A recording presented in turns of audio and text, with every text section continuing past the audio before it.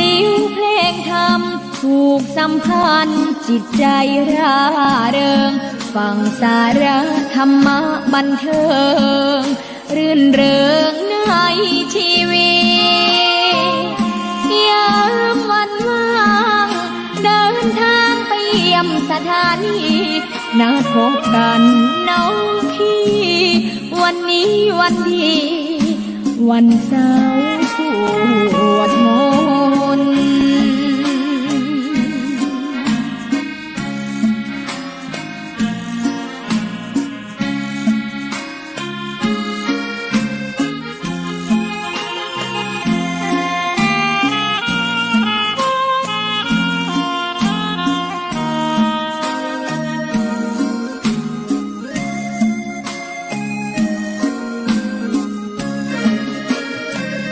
เสียงคลื่นธรรมบอกหลักธรรมให้คลายความเหงาฟังเสียงธรรมะเบาเบาบอกเล่าถึงคนบ้านไกลสื่อธรรมะบอกลดละละวางด้วยใจสื่อไปถึงสวงในเข้าใจหลักธรรมหลักดีลิ้วเพลงธรรมถูกสัมพันธ์จิตใจร่า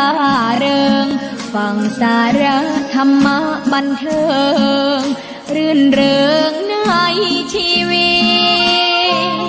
ตยามวันว่างเดินทางไปเยี่ยมสถานีนัดพบกันน้องพี่วันนี้วันดีวันเสาร์สวดมนต์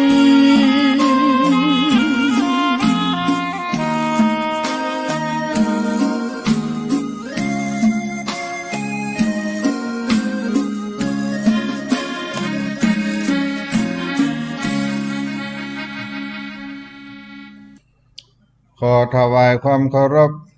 พระมหาเถรานุเถระครูบาสังฆเจ้าทั้งหลายจุตนจุองค์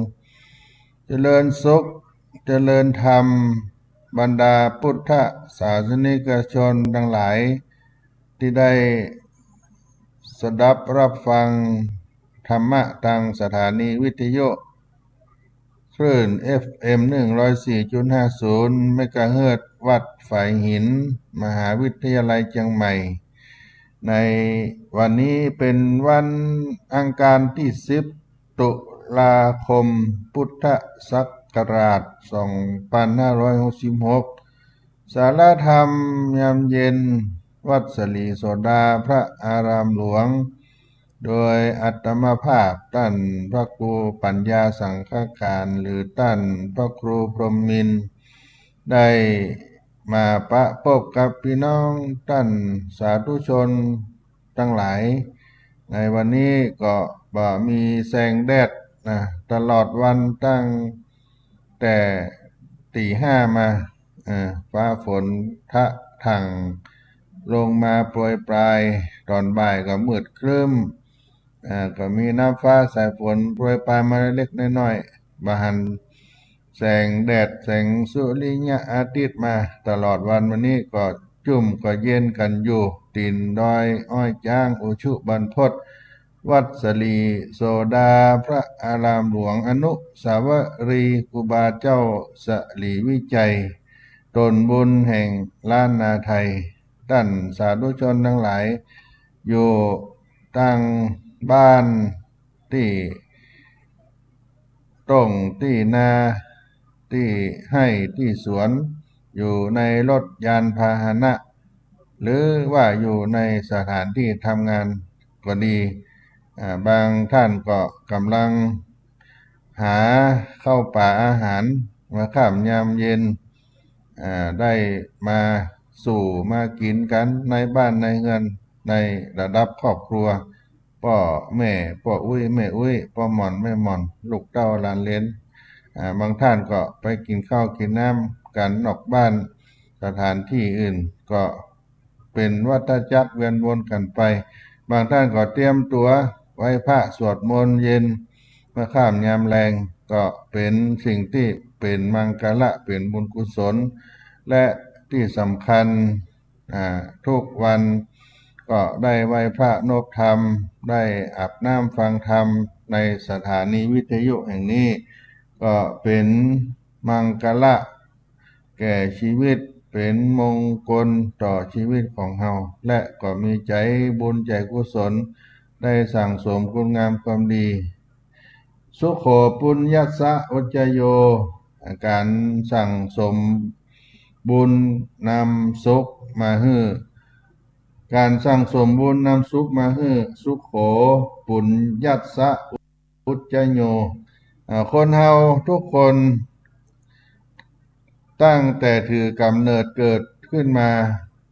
ก็เร่าร้องเรียกหาสิ่งที่ต้องการจากคนใกล้ชิดมีคุณพ่อคุณแม่ก็เรียกร้องสิ่งต้องการพ่อแม่ก็เอานมเอาข้าวเอาน้ำเอาให้กินเจ็บไข้ได้ป่วยก็กินยาฉีดยาแก้ไข้แก้โรคก็เป็นหมวดหมู่แห่งต้องการปัจจัยทั้งสี่ต่อเนื่องกันมาตั้งแต่เล็กแต่น้อยแต่เยาว์วัยมาแล้วเมื่อเฮาใหญ่โตเติบโตใหญ่ขึ้นมาก็ได้ดูแลตัวเองได้ก็ประกอบอาชีพเลี้ยงกายเลี้ยงใจด้วยน้ำพักน้ำแรงของตัวเก่าแสวงหาสิ่งของจำเป็นได้แล้วก็จนถึงมีการได้เพื่อความสะดวกแก่ตนสะดวกกายสะดวกใจขึ้นมาตามลำดับตามโลกปัจจุบันก็มีเครื่องเทคโนโลยีเครื่องประดับประดารถยานพาหนะอาหารการกินมี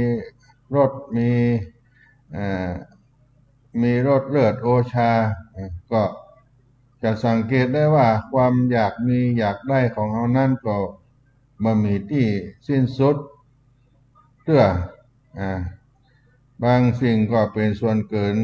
ต่อชีวิตเกินกว่าคุณค่าของชีวิตของเราที่จะต้องใช้สอยบ่เพียงแต่วัตถุเท่านั้นแต่สั่งสมไว้ในโลภะโทสะโมหะเข้าไปแถมด้วยชีวิตก็อาจจะมีความรกรุงรังสิ่งเหล่านี้ยิ่งสั่งสมยิ่งนักก็ยิ่งคับยิ่งแคบกับแคบยิ่งทุกข์มากขึ้นยิ่งห่างไกลความสุขการสร้างสมอีกลักษณะหนึ่งที่ไม่เป็นที่นิยมในสังคมปัจจุบันแต่เป็นการสร้างสมที่องค์สมเด็จพระสัมมาสัมพุทธเจ้าที่พระองค์ได้สอนไว้เป็นการสะสมที่ยิ่งสั่งสมยิ่งเบายิ่งโปร่งยิ่งโล่งบ่มีเกินบ่มีขอบเขตควรที่ขวนขวายเป็นนิจทำไปความสุขสงบสันติและอิสระในชีวิตอย่างหาได้เปรียบก็แตกต่างจากการสั่งสมแบบที่กล่าวในข้างต้นโดยสิ้นเชิงการสั่งสมนี้คือการสั่งสมบุญหมั่นประพฤติปฏิบัติตนให้ดีงามตามหลักการของพระพุทธศาสนารู้จักสั่งสมบุญด้วยการแบ่งปันสิ่งของที่เหลือกินเหลือใช้การได้ช่วยลดความหันแก่ตัวการแบ่งการให้นี่ก็ช่วยลดความหันแก่ตัวทำให้มองหันคุณค่าของคนอื่นและมีความสุขในการอยู่ร่วมกันกับสังคมสองคือรู้จักสั่งสมบุญด้วยการรักษาศีลมีระเบียบวินัยปฏิบัติตามกฎของคนหมู่มากสร้างบุคลิกภาพที่ดีและพร้อมที่จะพัฒนายิ่งขึ้นไปสุดท้ายต้องรู้จักสั่งสมบุญด้วยการภาวนาฝึกอบรมจิตใจให้สูงขึ้นเกิดความบริสุทธิ์พุทธผ่องใสจากภายในมองหันทุกสิ่งรอบกายได้อย่างชัดเจนมองหันทุกสิ่งรอบกายได้อย่างแจ่มชัดอย่างชัดเจนก็เป็นการสั่งสมที่ดี และก็วินิจฉัยอย่างแยบคายด้วยปัญญาพัฒนาตนเพื่อเป็นผู้เจริญนำความไพบูลย์สมบูรณ์สุขเกษมมาสู่ตนและสังคมการที่เรามีความสุขทางด้านวัตถุและก็ด้านจิตใจเกิดมีจากการสั่งสมบุญทั้งสามที่ได้กล่าวไว้ข้างต้นทีละเล็กละน้อยเป็นการมองหาความสุขที่อยู่ใกล้ตัวสุขที่จะสุขที่จะดูแลและพัฒนาตนสมกับที่เกิดมาเป็นมนุษย์บำเพ็ญทานทำบุญก่อนได้ก่อนถ้าบุรุษพึงทำบุญไซควรทำบุญนั้นบ่อยๆควรทำความพอใจในบุญนั้นเพราะการสั่งสมบุญก็นำสุขมาการเดินทางไกลในสังสารวัฏนั้นมีความจำเป็นอย่างยิ่งที่จะต้องมีเสบียงติดตัวไปเพื่อจะได้นำไปใช้ในการดำเนินชีวิตได้อย่างสะดวกสบายมีความสมบูรณ์เพียบพร้อมทำให้สามารถสร้างบารมีได้อย่างมากยิ่งกว่าในปัจจุบันโดยเฉพาะการสร้างบารมีเพื่อสัตว์เข้าสู่อายตนะนิพพานด้วยแล้วจำเป็นอย่างยิ่งที่ต้องมีบุญใหญ่ไว้เป็นเสบียงหล่อเลี้ยงตนเองและหมู่คณะซึ่งบุญที่เราสั่งสมมานั้นจะกลั่นกลายเป็นดวงบุญติดแน่นอยู่ที่ตัวของเราคอยส่งผลให้เป็นผู้ถึงพร้อมไปด้วยรูปสมบัติคุณสมบัติทรัพย์สมบัติทำให้สร้างบารมีได้อย่างสะดวกสบายยิ่งขึ้นไปดังนั้นการสั่งสมบุญจึงเป็นเรื่องลับของนักสร้างบารมีผู้มีนิพพานเป็นที่เป้าหมายในอนาคตการองค์สมเด็จพระสัมมาสัมพุทธเจ้าองค์ได้ตรัสไว้ในคุตตกนิกายในธรรมบทว่าปุญญัญเจปุริโสกะนิราเถนังปุณะปุนังตัมหิฉันตังกะลิยาทะสุโขปุญญสะอุจจโยถ้าบุรุษจะพึงทำบุญไซควรทำบุญนั้นบ่อยๆควรทำความพอใจในบุญนั้นการสั่งสมบุญนำสุขมาให้การสั่งสมบุญก็เป็นเรื่องใหญ่เรื่องสำคัญเรื่องหนึ่งที่เราจะต้องทำเป็นประจำสม่ำเสมอควบคู่ไปกับการทำภารกิจหน้าที่ที่เราได้ทำภาระหน้าที่การงานและการศึกษาเราเรียนเพราะบุญเป็นเครื่องหนุนนำให้เราประสบความสำเร็จในชีวิตในธุรกิจการงานและสิ่งที่พึงปรารถนาถ้าบ่มีบุญมาหล่อเลี้ยงบุญในตัวก็จะมีน้อยถ้าจะทำสิ่งใดก็มักจะติดขัดบ่ได้รับความสะดวกสบายและยากที่จะประสบความสำเร็จในสิ่งที่ตั้งใจไว้รู้ว่าขณะนั้นกำลังบุญในตัวของเรามีน้อยลงแล้วต้องรีบขวนขวายในการทำบุญให้มากยิ่งขึ้นไปบุญกุศลที่เกิดจากการให้ทานนั้นเป็นสิ่งที่ทำได้ง่ายที่สุดและเป็นสิ่งสำคัญที่พระพุทธเจ้าพระอรหันต์เจ้าทั้งหลายให้ความสำคัญเป็นอันดับแรกเพราะหนทางในการไปสู่นิพพานจะต้องมีตานะบารมีเป็นเครื่องหล่อเลี้ยงเพราะจะทำให้สั่งสมบุญด้านอื่นๆได้รับความสะดวกได้รับความสบายความสะดวกสบายติดตามไปด้วยถ้าหากเราบ่มีโภคทรัพย์สมบัติมากแล้วเมื่อถึงคราวจะรักษาศีลจะปลีกเวลามานั่งสมาธิเจริญภาวนาจะทำได้ยากลำบากทำได้ก็บ่ดีเท่าที่ใจปรารถนาดังนั้นคนมีปัญญาจึงต้องหมั่นให้ทานบ่อยๆให้แบ่งปันให้ทานบ่อยๆพระสัมมาสัมพุทธเจ้าพระองค์ได้ทรงประกาศยกย่องพระอัญญาโกณทัญญะ เพื่อเป็นผู้เลิศกว่าภิกษุทั้งหลายในด้านรัตตัญญูก็คือเป็นผู้รู้ราตรีนานเป็นผู้บรรลุธรรมก่อนไผก่อนใครในบรรดาพระสาวกทั้งหลายทั้งมวลเพราะเมื่อท่านทำบุญกุศลอันหยังท่านมักจะทำก่อนเปิ้นเป็นประเภทตุลิตาตุลิตังสีฆะสีคังคือรีบทำความดีโดยบ่มัวรอจ้าโอเอลังเลใจเฮือตานเพื่อขจัดความตนีออกจากใจเพราะกลัวว่าคณะที่กำลังมีศรัทธาเดี๋ยวความตนีจะมาครอบงำจิตใจเหี่ยก่อนต้องรีบฆ่าความตนีที่การนำฮื้อป้ายแป้ไปฮื้อบังงอกฮื้อบังเงยขึ้นมาเหมือนตานยอดด้วนท่านพระัญญาโกณัญญะทำอย่างนี้จนเป็นจริตอัธยาศัยของท่านก็เหมือนในสมัยของพระวิปัสสีสัมมาสัมพุทธเจ้าท่านเกิดเป็นพ่อกาชื่อมหากาละมีน้องชายคนหนึ่งชื่อจุลกาละผู้คนสมัยนั้นมีความศรัทธาเลื่อมใสในพระพุทธศาสนามากถึงขนาดที่ว่าต้องต่อแถวกันถวายทานวันหนึ่งเจ้าบ้านได้ถวายภัตตาหารวัดข้าวแด่คณะสงฆ์ที่จาริกมาจำพรรษาอยู่ในหมู่บ้านของท่านมหากาลนี้หันหมู่สงฆ์มีความสงบสำรวมจึงเกิดความศรัทธาอยากจะฮื้อทานท่องแต่บ่มีเงินทองที่จะซื้ออาหารมาถวายท่านจึงปรึกษาน้องชายของตัวเองคือจุลกาละจะเอางวงข้าวสาลีที่กำลังเป็นน้ำนมอยู่มาทำเป็นข้าวยาคูถวายพระภิกษุจุลกาละหันว่ามันน่า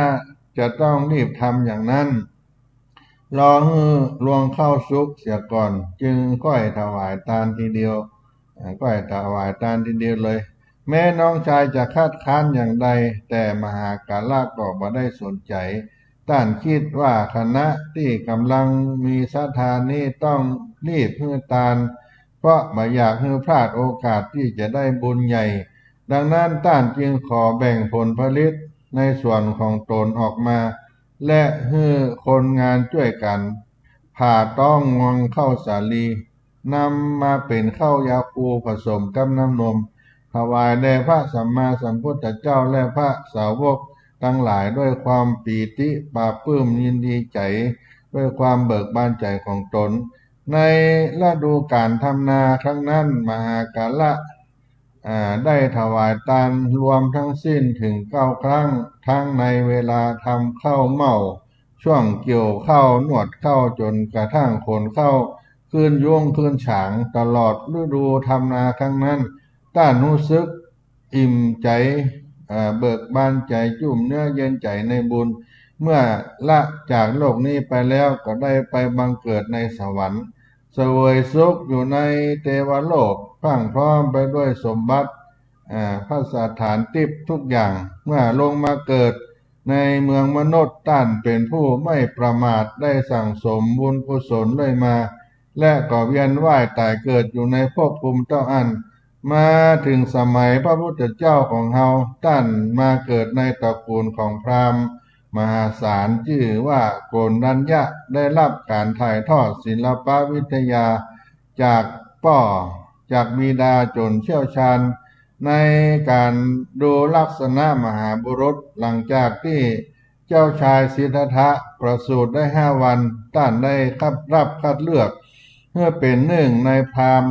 108 ท่านที่ได้รับเชิญให้ไปรับประทานอาหารในพระราชวังนอกจากนี้ท่านยังได้รับการคัดเลือกให้เป็น1 ใน 8ของพราหมณ์ผู้ที่มีความรู้ชำนาญในการทำนายลักษณะพราหมณ์7 ท่านทำนายลักษณะของคนนั้นพราหมณ์7 ท่านได้ตรวจดูลักษณะของเจ้าชายสิทธัตถะแล้วต่างก็ทำนายว่าถ้าพระราชกุมารนี้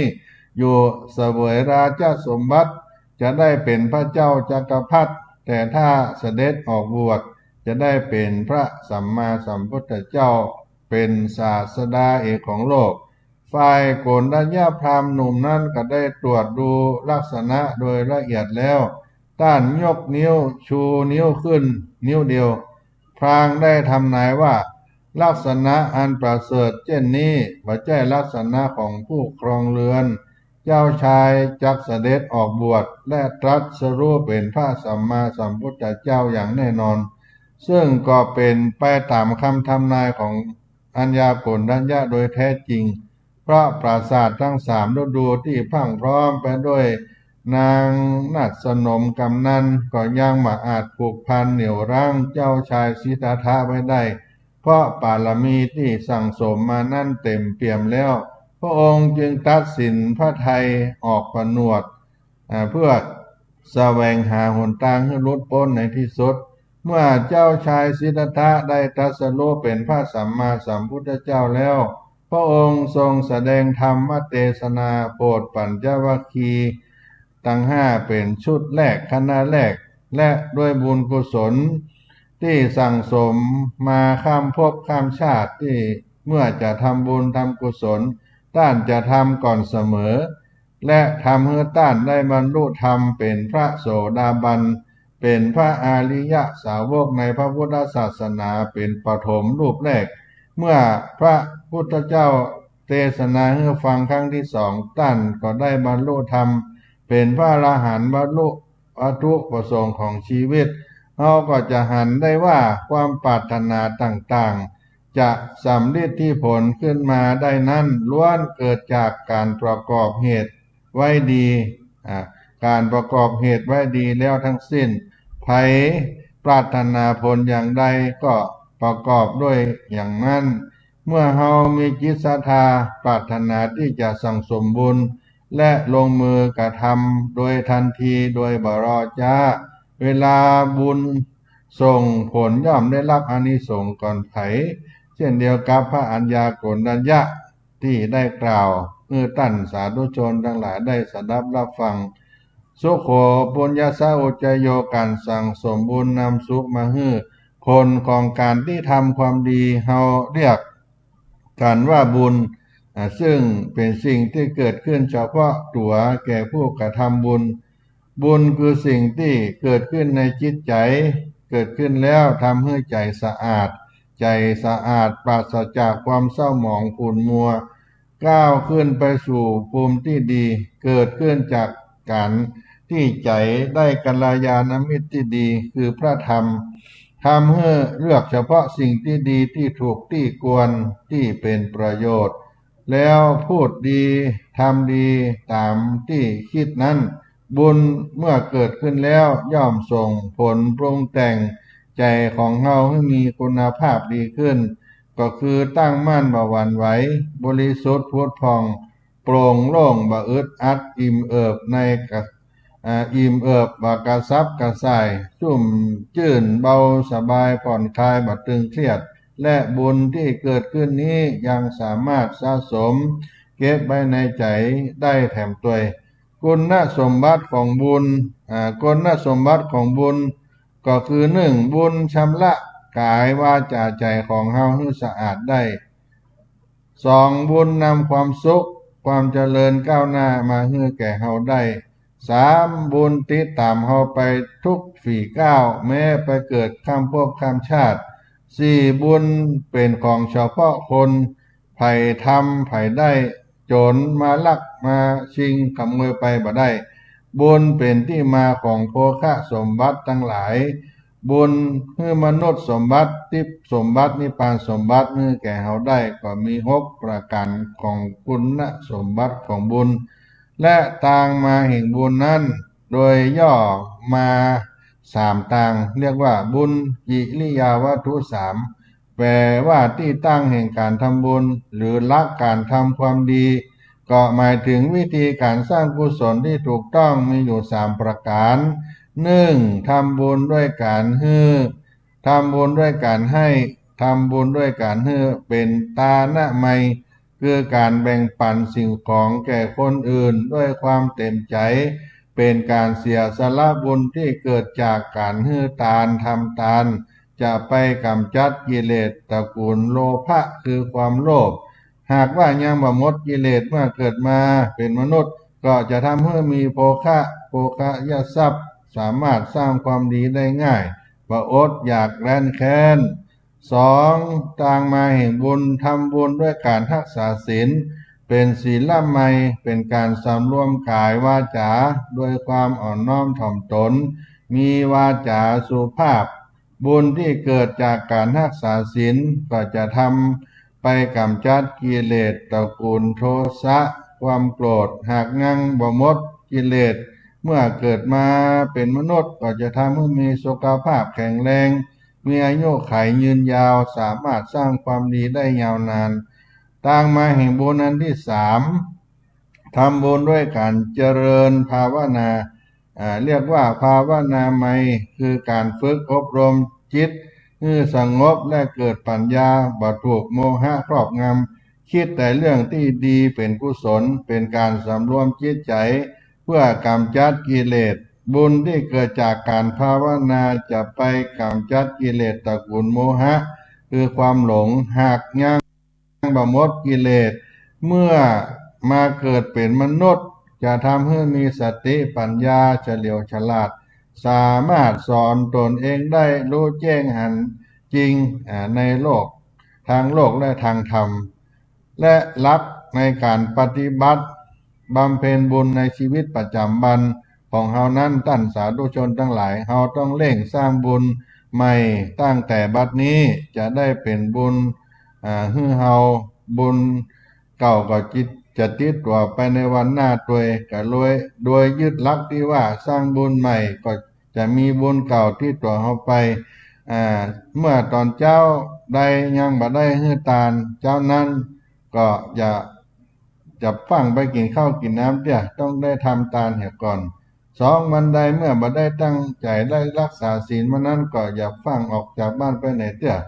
สามคืนใดยังบ่ได้สวดมนต์เจริญสมาธิภาวนาคืนนั้นก็อย่าเพิ่งได้รับเข้านอนเด้อหากเราสร้างบุญจนเป็นนิสัย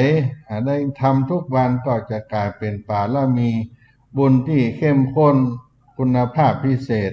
เราเกิดมาเพื่อสร้างบุญสร้างบารมีเพราะจะทำให้เราได้ถึงฝั่งนิพพานในอนาคตการในวันข้างหน้า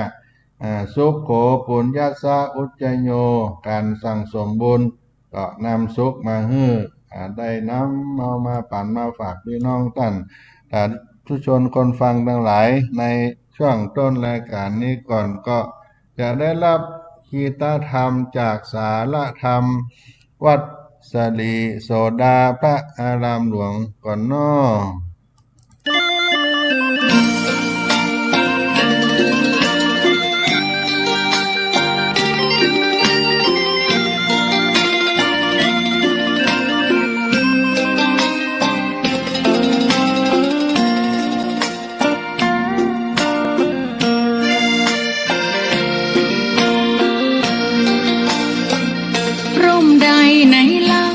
จะเย็นเท่า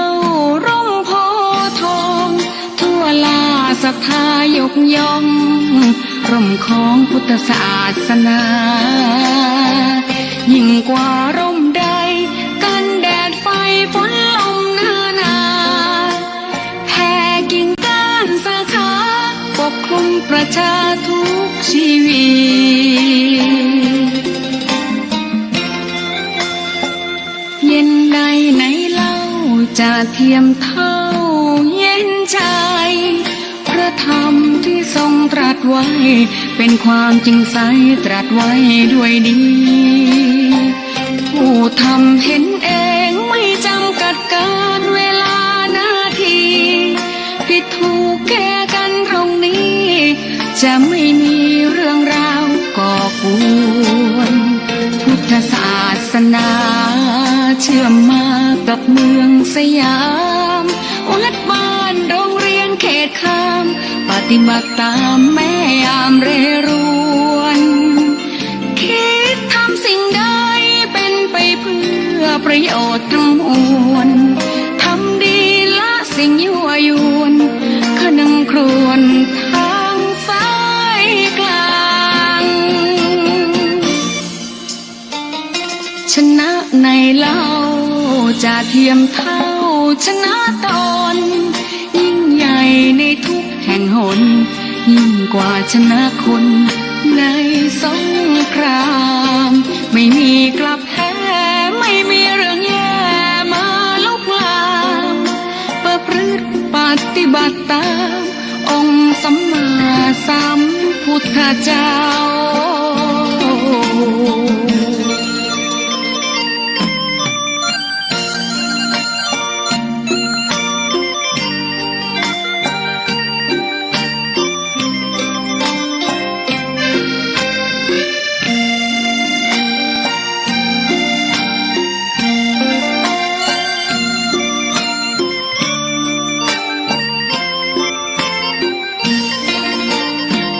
พุทธศาสนาเชื่อมมากับเมืองสยามวัดบ้านโรงเรียนเขตคามปฏิบัติตามแม่ยามเรรวนคิดทำสิ่งใดเป็นไปเพื่อประโยชน์ทั้งมวลทำดีละสิ่งยั่วยวนขนึงครวนทางสายกลาง ชนะในเล่าจะเทียมเท่าชนะตนยิ่งใหญ่ในทุกแห่งหนยิ่งกว่าชนะคนในสงครามไม่มีกลับแพ้ไม่มีเรื่องแย่มาลุกลามประพฤติปฏิบัติตามองค์สัมมาสัมพุทธเจ้า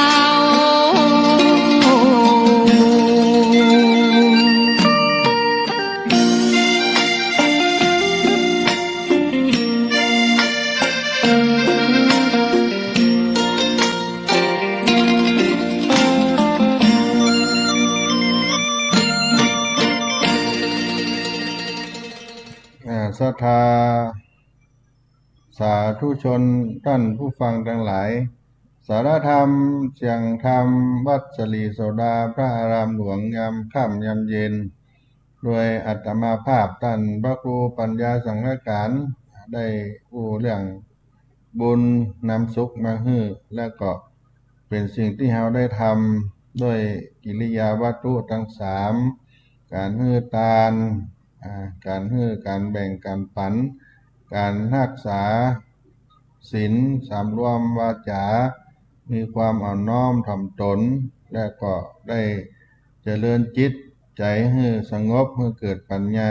และได้สำรวมกายวาจาของเฮาให้ได้อ่อนน้อมถ่อมตนการอ่อนน้อมถ่อมตนก็เป็นมงคล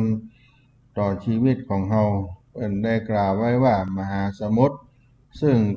เป็นที่ไหลมารวมกันของน้ำจากทุกสารทิศ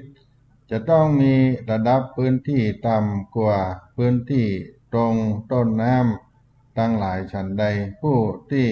ต้องการ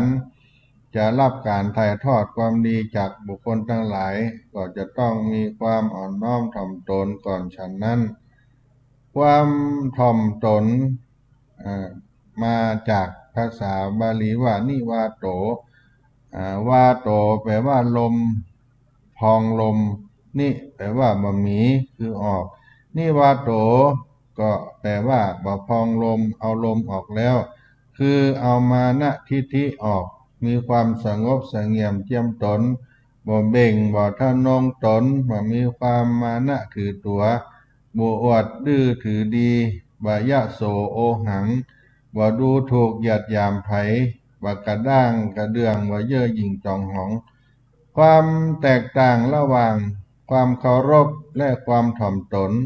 ความเคารพเป็นการปรารภผู้อื่นคือตระหนักคุณความดีของผู้อื่นและพวกไผ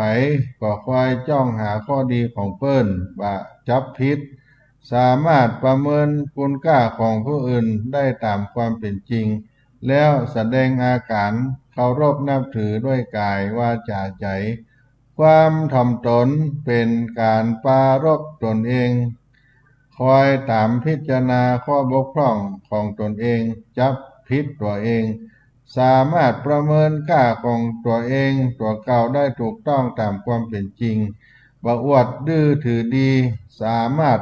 น้อมตัวลงเพื่อถ่ายทอดความดีของผู้อื่นเข้าสู่ตนเองได้อย่างเต็มที่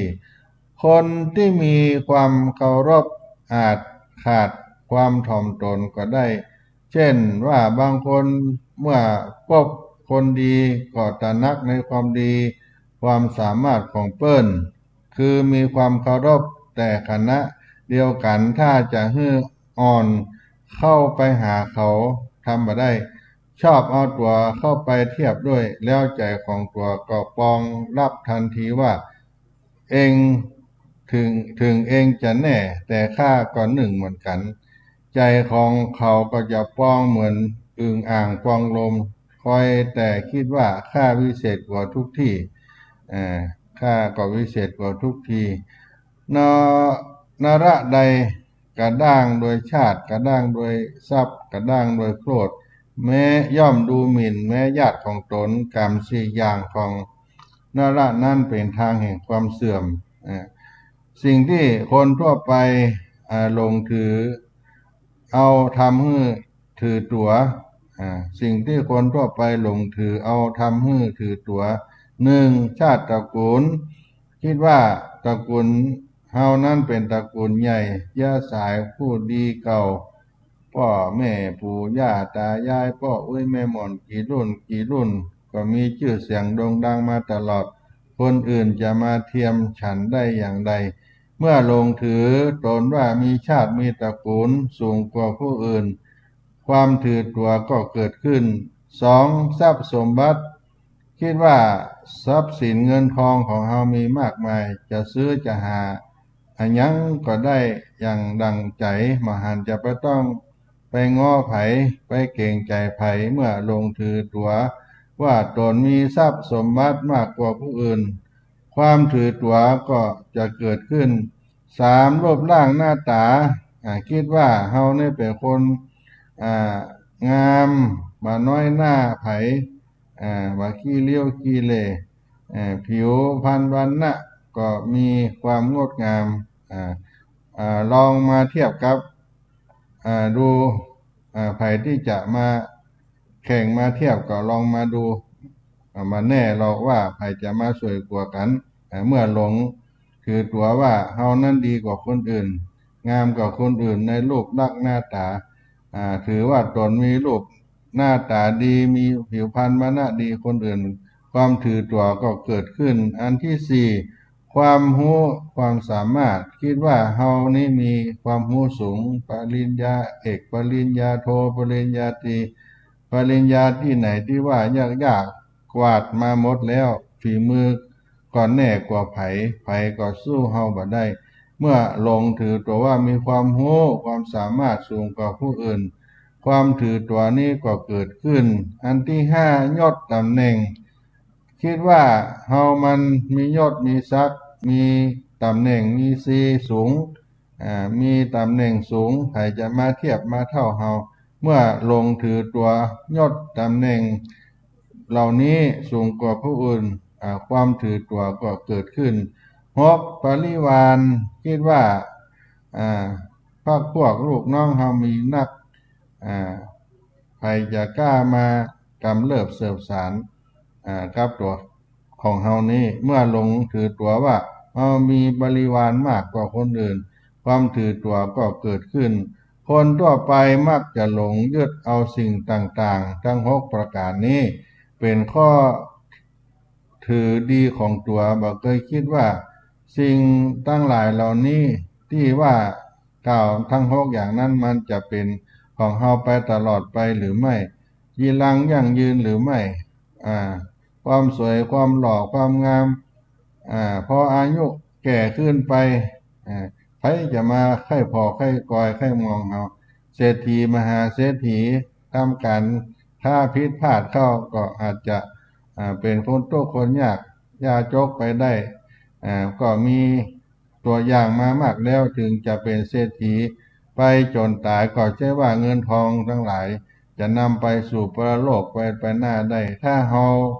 ค ก็ฮู้จักสร้างคุณงามความดีถึงมีเข้าของเงินคำมากกว้างหลวงหลายเท่าใดก็บ่พ้นทุกข์ไปได้ยิ่งรวยมากก็ยิ่งทุกข์มากตั้งหาตั้งห่วงยศศักดิ์ตำแหน่งบริวารนั่นก็บ่ใช่ว่าจะคงอยู่กับเฮาอย่างนั้นตลอดไปทุกอย่างบ่มีอันอย่างที่แน่นอนบ่ใช่เป็นของเฮาที่แท้จริงเป็นเพียงสิ่งสมมติกันขึ้นมาเพื่อให้คนในสังคมทำงานตามหน้าที่ของตนเท่านั้นสิ่งที่จะคงอยู่กับตัวเฮาอย่างแน่นอนและช่วยให้เฮาพ้นทุกข์ได้จริงๆก็คือความดีในตัวของเฮาต่างหากและการที่เฮาถือตัวทะนงตนทำอันอย่างให้ตัวเฮาดีขึ้นจะทำให้คนอื่นนับถือว่าตัวเฮายิ่งใหญ่ก็หาบ่ได้ร่างแต่จะทำให้เปิ้นบ่ค่อยชอบตัวเฮาเหมือนคนอยากให้คนอื่นรู้ว่าตัวอ้วนท้วนสมบูรณ์จึงเอาลมเข้ามาเต็มปากให้แก้มตุ้ยไผหันเฮาแทนที่จะชมเขาก็จะมีแต่เยาะเย้ยใส่เฮาและขืนอมลมอย่างนั้นเฮาข้าวก็กินบ่ได้น้ำก็กินบ่ได้ตัวก็จะผอมสุบลงทุกทีแท้จริงผู้ที่จะเป็นผู้ยิ่งใหญ่ได้รับการยกย่องนับถือจากคนอื่นทางกายและใจนั้นจะต้องเป็นผู้มีความอ่อนน้อมถ่อมตนเต็มที่ต้องอันผู้ที่ฉลาดจึงบ่ควรหลงยึดเอาสิ่งเหล่านี้มาทำให้ตนเกิดความถือตัวมันก็มีโทษอยู่ท่านสาธุชนผู้ฟังทั้งหลายโทษของการอวดดื้อถือดีมีโทษถ้าเฮาอวดดื้อถือดีนั่นก็จะเป็นโทษต่อเฮาทำให้เสียตนเพราะเป็นคนรับความดีจากคนอื่นบ่ได้กลัวเสียเกียรติประเมินค่าตนสูงกว่าความเป็นจริงคิดแต่ว่าเฮาดีอยู่แล้วไผก็สู้เฮาบ่ได้โบราณท่านจึงมีคำสอนเตือนใจไว้ว่าลูกต้านหลานเธอลูกเจ้าบ้านหลานเจ้าวัดมักจะเอาดีบ่ค่อยได้เพราะมักจะติดนิสัยอวดดีถือตัวยะโสโอหังจึงบ่มีภัยอยากแนะนำสั่งสอนให้ทำผิดก็บ่มีภัยอยากเตือนสุดท้ายก็คบอยู่แต่กับพวกประจบสอพอทำผิดถลำลึกไปทุกที่จนสุดทางแก้ทำให้เสียมิตรก็เป็นคนเจ้ายศเจ้าอย่างบอกควรถือก็ถือบอกควรโคดก็โคดก็จึงทำให้บ่มีภัยอยากพบตัวคนพวกนี้ถึงแม้ในเบื้องต้นอยากจะทำความดีแต่ทำไปได้ก็บ่เหมือนบ่กี่น้ำก็จอดเพราะบ่มีคนสนับสนุนเป็นเหมือนเจดีย์ฐานแคบบ่สามารถสร้างหูสูงขึ้นไปได้อันที่ทำให้เสียหมู่คณะเพราะเป็นคนอวดเบ่งจะเอาแต่อภิสิทธิ์ทำเสียระเบียบวินัยหมู่คณะแตกแยกสามารถสมานแตกแยกสมานสามัคคีสามารถสมานสามัคคีป้องกันอันตรายทั้งหลายได้โดยง่ายเหมือนดินเหนียวที่ในท้องนายามหน้าแล้งก็แตกละแหงเป็นร่องลึกดูเหมือนมันมีทางที่จะประสานรวมกันได้อีกแล้วแต่ว่าพอฝนตกลงมาก็สามารถประสานคืนเป็นผืนเดียวกันได้อย่างอัศจรรย์ส่วนหมู่คณะใดที่สมาชิกมีความถือตัวจัดก็จึงบ่มีทางที่หมู่คณะนั้นจะเกิดความสมานสามัคคีกันได้เหมือนดินทรายที่แม้ฝนจะตกจนน้ำท่วมฟ้าก็มีทางประสานร่วมกันได้สนิทในประเทศอินเดียในอดีตซึ่งพลเมืองมีความถือตัวจัดแบ่งชั้นวรรณะกันอย่างนักแม้เพียงคนวรรณะสูงไปหันคนวรรณะต่ำหันคนจันทานเข้าก็ต้องรีบไปเอาน้ำล้างตาเพราะกลัวเสนียดจันไรติดเพราะถือตัวกันอย่างนี้พอถึงคราวมีข้าศึกลึกลานเลยบ่มีภัยช่วยภัยกำจัดศัตรูปล่อยให้ศัตรูเข้ายึดครองบ้านครองเมืองครองประเทศได้โดยง่ายพวกคนมีวรรณะต่ำก็คิดว่าดีแล้ว คนวันหน้าสูงจะได้รู้สึกเหี่ยวข้อง คนวันหน้าสูงด้วยกันเองก็ถือตัวทะเลาะลบกันเองเพราะถือตัวกันอย่างนี้แม้มีพลเมืองมากมายหลายร้อยหลายล้านคนก็ยังตกเป็นเมืองขึ้นของอังกฤษซึ่งส่งทหารมาเพียงแค่ยิบมือเดียวเท่านั้นนะระใดกระด้างโดยชาติกระด้างโดยทรัพย์และกระด้างโดยโคตรย่อมดูหมิ่นญาติของตนกรรมสี่อย่างนระนั้นเป็นทางแห่งความเสื่อมเมื่อมีโทษของการอวดดื้อถือดีก็มีวิธีแก้ญาติโยมทั้งหลายมีวิธีแก้ความอวดดื้อถือดีก็คือต้องคบกัลยาณมิตรคบคนดีจะได้คอยแนะนำได้เตือนสติเฮาเพื่อประเมินค่าของตัวเองถูกต้องตามความเป็นจริงคอยแนะนำปลูกสร้างนิสัยดีๆให้กับเฮาบ่คบคนประจบสอพลอซึ่งจะพาให้เฮาไปทางเสียนอกจากนี้จะต้องแสดงความเคารพบูชาบุคคลที่ควรบูชาเสมอจะได้ตระหนักเสมอว่าผู้ที่มีคุณธรรมสูงกว่าเฮายังมีอยู่ต้องมีโยนิโสมนสิการรู้จักคิดไตร่ตรองเองพิจารณาว่าคนเฮาบ่ได้อยู่กำฟ้าถึงจะเก่งกล้าอย่างใดในที่สุดก็ต้องตายเหมือนกันตัวเฮาเองบ่ได้วิเศษกว่าคนอื่นขณะเดียวกันสิ่งใดที่เป็นข้อถือตัวของเฮาเช่นว่าชาติตระกูลฐานะรูปร่างหน้าตาผิวพรรณวรรณะตำแหน่งหน้าที่การงานบริวารมันนำสิ่งนั้นมาพิจารณาเนืองๆว่าสิ่งเหล่านั้นก็บ่เที่ยงแท้บ่จีรังยั่งยืนบ่ได้อยู่กับเฮาตลอดไปเช่นเดียวกันวิธีแก้ความอวดดื้อถือตัวลักษณะของผู้ที่มีความอ่อนน้อมถ่อมตนก็มีลักษณะของผู้ที่มีความอ่อนน้อมถ่อมตนอยู่3ประการผู้มีความอ่อนน้อมถ่อมตนจะเป็นผู้ที่รู้คุณค่าของตนความเป็นจริงเจียมเนื้อเจียมตัวทำให้มีลักษณะอาการแสดงออกที่ดีกว่าคนทั้งหลาย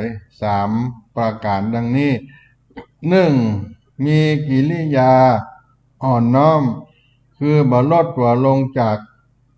บ่ลดตัวลงจนเกินควรและบ่ถือตัวจนเกินงามมีกิริยาอันเป็นที่รักอ่อนโยนละมุนละไมต่อคนทั่วไปทั้งผู้ให้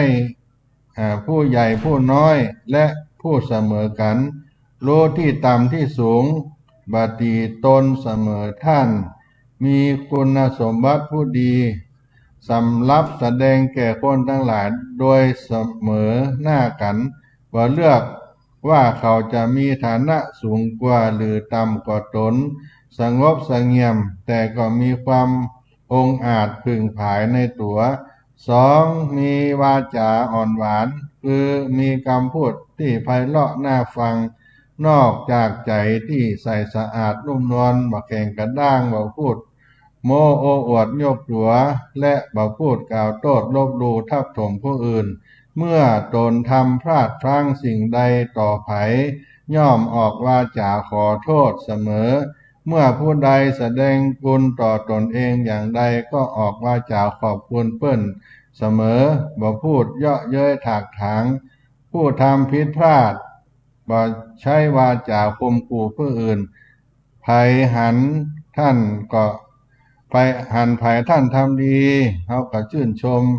สรรเสริญจากจิตจากใจให้ด้วยความจริงใจอันที่3มีใจอ่อนโยน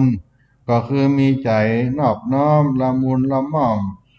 ถ่อมตัวมีใจอ่อนละไมแต่บ่ใจอ่อนแอมีใจเข้มแข็งแต่บ่ใจแข็งกระด้างบ่นิยมอวดกำลังความสามารถแต่พยายามฝึกตนเองให้มีความสามารถถือคติว่าจงมีแรงเหมือนยักษ์แต่อย่าใช้แรงอย่างยักษ์บ่ถือความคิดของตัวเป็นใหญ่มีใจเปิดกว้างบ่ถือความคิดตัวเป็นใหญ่มีใจเปิดกว้างย่อมรับความคิดหันของคนอื่น เฮายอมรับความคิดความเห็นของคนอื่นรู้จักลดหย่อนผ่อนผันแก่กันถือคติว่าไม้ลำเดียวยังต่างปล้องพี่น้องยังต่างใจ10 คน10ความรู้10 คน10ความคิดแม้10 คนก็10ความหันเมื่อไผเขาบาหันฟ้องกับตนก็บ่ด่วนไปโคดแล้วก็ก้อยปรับความคิดหันเข้าหากันโดยยึดเอาคำสั่งสอนขององค์สมเด็จพระสัมมาสัมพุทธเจ้าเป็นแกนกลางตัวอย่างในตามพระพุทธศาสนาของผู้ที่มีความอ่อนน้อมถ่อมตนศรัทธาญาติโยมท่านสาธุชนทั้งหลายครั้งหนึ่งพระสารีบุตรถูกพระภิกษุรูปหนึ่งใส่ความว่าทานองตนว่าเป็นอัครสาวกแล้วแกล้งมาเดินกระทบตนพระสัมมาสัมพุทธเจ้าก็จึงตรัสถามพระสารีบุตรในที่ประชุมสงฆ์ว่าเป็นจริงหรือไม่พระสารีบุตรได้ทูลตอบว่าภิกษุที่บ่ได้มีสติประคองจิตไว้ในกายก็จะพึงกระทบเพื่อนพรหมจารีแล้วจากไปโดยบ่ขอโทษเป็นแน่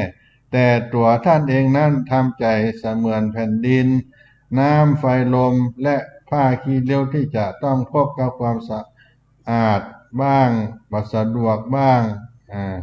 และเสมือนเด็กจันทานที่พัดเข้าไปในหมู่บ้านหรือเหมือนโคที่เขาหักเสียแล้วย่อมมามีอำนาจที่จะแก้วกล้าอาจหารได้แต่อย่างใดท่านมีแต่ความเบื่อละอาร่างกาย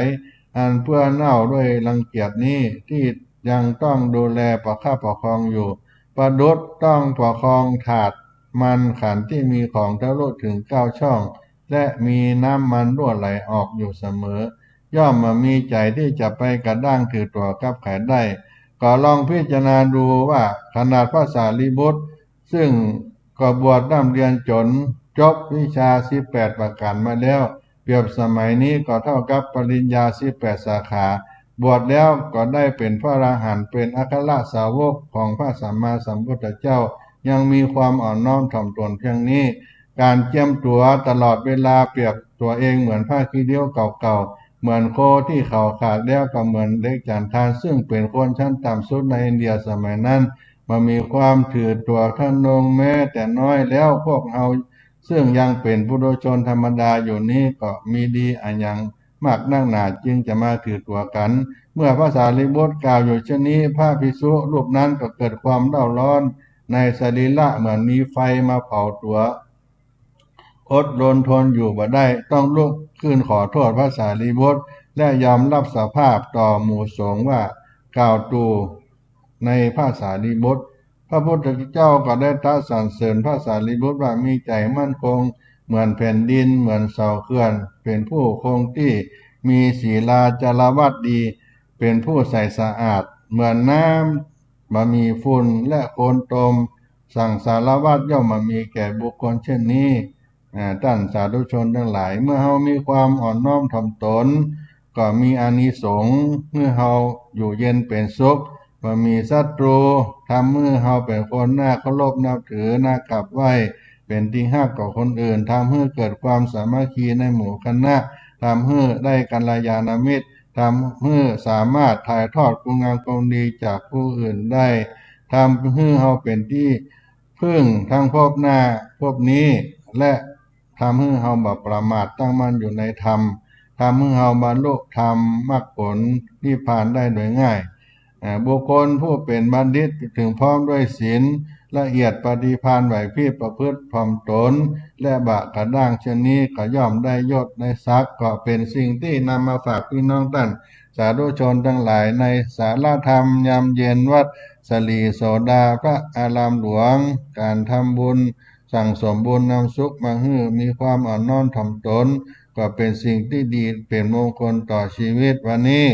ก็อนุโมทนากับทางสถานีวิทยุท่านอาจารย์พระครูสมุวิสุวัตรบรากีโจได้อำนวยความสะดวกได้ถวายกาลเวลาให้คณะสงฆ์วัดสลีโสดาพระธรรมจาริกได้มาพบกับพี่น้องท่านคนฟังทั้งหลายในวันนี้ก็เป็น ช่วงใต้เวลาจะได้ล่ำลาท่านสาธุชนคนฟังตั้งหลายไปเพียงเท่าอี้ก่อนมีโอกาสจะได้ปะพบกันในวันต่อไป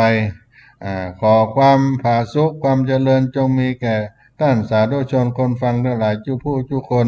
จัตตาโลธรรมาวัฏันติอายุวันโนสุขังปะลัง